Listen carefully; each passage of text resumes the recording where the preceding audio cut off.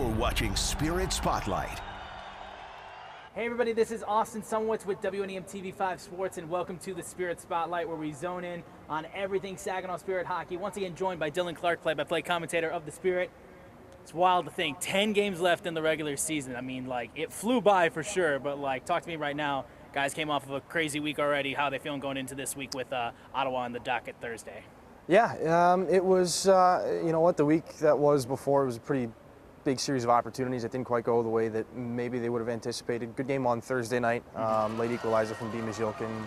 First OHL goal for Blake Barnes ends up being the game winner. That was a lot of fun and a kind of a great come-from-behind story there. But at the same time, some pretty big opportunities that I know they would have wanted to take against Sarnia and Guelph, two teams that are right around them in the standings. So 10 games left. It might not seem like a lot, but a lot of different things can happen, both positively and negatively. So I know this is a focus group here going into two games at home here, Ottawa and Peterborough, like you said. And that game winner from Blake on Thursday, just down to the wire. What was it, 9.8 or something seconds left on the clock, and he scores the game winner, his first OHL goal of his career. I mean, just how big of a moment is that for him? Well, it was huge, and with no James Go, no Josh Glavin, Chris Lazery said before the game, I asked him, what does this mean for some of the other guys on that blue line? And he said it means opportunity, and I don't think there was a better example of that than Blake scoring the game winner.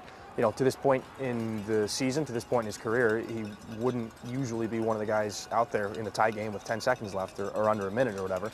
But through necessity, there he was, and he comes up in a big moment there in a big way.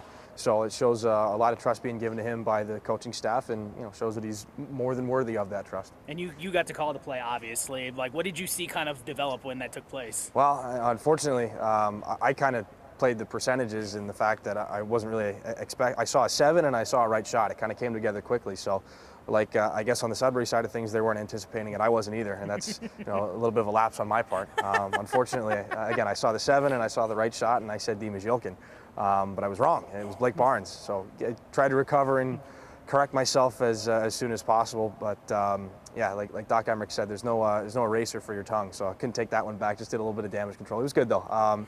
It was a big moment for him, great moment for the team, and it was a fun one for sure. I always love getting to call the first OHL goals, and the best part is the 9 times out of 10, the guys that score it, they don't know what to do. Like all the guys. When you score a lot of goals in this league, you know how to celebrate. You got your repertoire of celebrations. Do I want to jump into the glass? Do I want to do the fist pump? What do I want to do? When a guy scores his first OHL goal, it's panic almost in a lot of times. So Blake just goes with the punch into the glass, and then by the time his teammates gets over to him, I think he realized the reality sets in. Oh geez, I just scored my first OHL goal. So it was good to see that kind of that raw and real, unfiltered emotion from him. And I got to imagine too. I mean, when you're growing up playing hockey too, you imagine that same thing, time ticking down. What's my celly going to be when I score the game winner? So just seeing him go through all the emotions was just an amazing experience. Yeah, sure. all that preparation goes out the window. Once it actually happens, I think your mind kind of goes blank, and then you're just in fight or flight mode almost. So it was a great moment for him. For sure. And we got to talk with Blake actually today about that huge moment for him, about scoring his first OHL career goal in the game winner against Sudbury. Well, I'm joined now by Blake Barnes of the Saginaw Spirit. I mean, what a moment for you in that Sudbury game. Just time ticking down, and you come on there and you score the game winner. I mean, talk to me real quickly about that experience and how that was for you. It felt good to finally get the first one, and especially at that point of the game. It was great. Where's the puck actually right now after scoring your first OHL goal? It's just in my bedroom. Nice. Yeah, just on the drawer. What was kind of the reaction, not just from the team, but your family, all that, from scoring your first ever OHL career goal? Yeah, I know. I talked to my parents about it, and they're most excited about all the guys and how excited they all got. Talk to me about, I know you've spent a little time already in Saginaw after you got drafted in 2024. What's your time been here, and just in terms of just playing with the guys and just being part of the Spirit? It's great. It's really fun here, and I like everything we do. How would you describe just the team and just the way that you guys have been playing these last few weeks? Not bad. I mean, we know we have more we can give, and we're going to push to be as best as we can. How do things, I know 10 games left in the regular season, you guys are chasing that playoff spot right now. How have things just been in this last kind of stretch, just preparing for these upcoming games? We know what we got to do, and we're going to go out there and do it for the rest of the season. Talk to me about, real quickly, you guys have the big matchup against Ottawa coming up on Thursday. I know you guys will be looking to avenge that one after they blanked you that one. Talk to me just the preparations going into that game specifically. Oh yeah, with this week coming up to it, they're a good team, but we play our game and we'll be just fine. Awesome. Thanks, Blake. Appreciate it. Well, the guys are obviously locked in right now, getting ready for the week that's coming up ahead with the Saginaw Spirit hosting the Ottawa 67s on Thursday. Talk to me real quick. Obviously, first matchup against them didn't go the way they wanted, but they got a huge opportunity on Thursday here at the Dow Events Center. Yeah, and that was such a long time ago. I know that's all pretty much out the window at this point. It's going to be a fun night, I know. Not just the second meeting against Ottawa and a little bit of maybe retribution on the schedule, but first time seeing Nick Sema in a 67s uniform back in this building since the trade. He was a massive part of this community, massive part of this hockey team, both this year and the year before, and the Memorial Cup year as well. So it'll be good to see him. I know for all the guys and for the fans in the building in particular, because they haven't seen him since the trade deadline. So it'll be a good night there, and we're going to honor Dennis DeRozier before the game.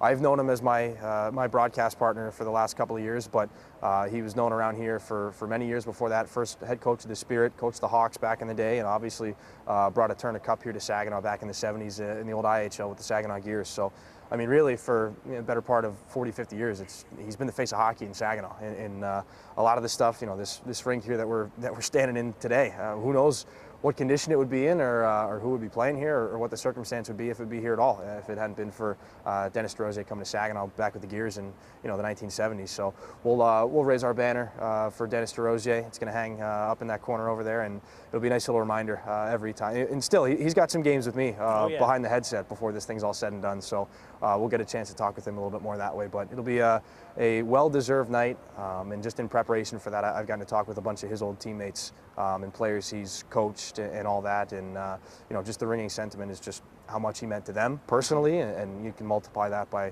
a few hundred and what he's meant to this city. Have you gotten the chance to talk with him recently about the moment? What has he said anything about it, like leading into it? He's very reserved about it, and that's what makes him Dennis. But I got my copy of his book, The Dennis DeRozier Story, and I got it signed, so that was great. Let's go. I believe it was to your broadcast buddy, which is pretty fitting from him. So no, it was great. We could sit here and tell Rosie stories all day long. There were a lot of guys that got scored on by Rosie back in the day. A lot of guys that got punched in the face by Rosie too.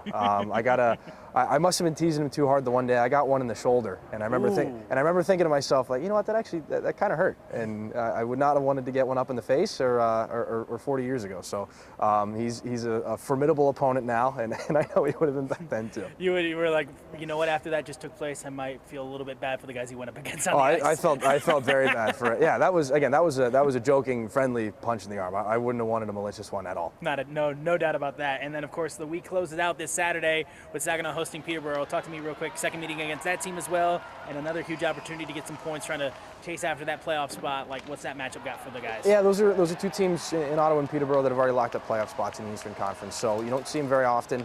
They have a little bit of a hotter start, I think, those early moments of those games. And Saturdays are hockey for the homeless night as well, with the Rescue Ministries in mid-Michigan. So that means pregame broomball tournament here on the ice. It is a very entertaining sport to watch. Broomball, no skates, just brooms and balls, and you're slipping around on the ice. So it's a little self-explanatory, a lot of fun, and I know they'll play the championship of that tournament during the first intermission. We'll be wearing some specialty jerseys that'll be auctioned off after the game, and of course the proceeds going to the Saginaw Spirit Charitable Foundation and the Rescue Ministries themselves. For sure. So, guys, it's going to be an exciting week of Saginaw Spirit hockey as the Spirit get closer and closer to playoff time, trying to wrap up and grab a playoff spot. If you guys are looking to catch any of these games coming up this week, be sure to go to SaginawSpirit.com for ticket information and more. Dylan, once again, appreciate your time. Thank you so much. I'm Austin Sumwitz with TV5 Sports. This has been the Spirit Spotlight. Go Spirit.